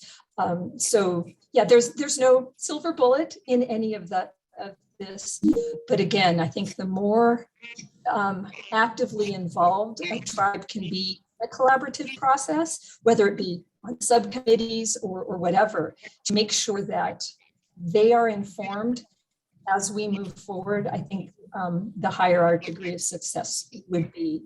In hindsight, with the Nez Perce Clearwater example, I think if we had a do-over, we would probably look at a greater level of staff involvement, maybe on the subcommittees within our CBC working groups. And I think we may have had a slightly different outcome, but those are lessons learned. Great. So this is the reason why I wanted to personally invite Christine to speak with us, because her office provides this level of support. And is it fair to say, Christine, that anybody can reach out to you and sort of talk through these nuances? You bet. Other duties as assigned, right? That's right. That's right. Thank you so No, it's much. you bet. It's all about success in the end. Yeah. Great.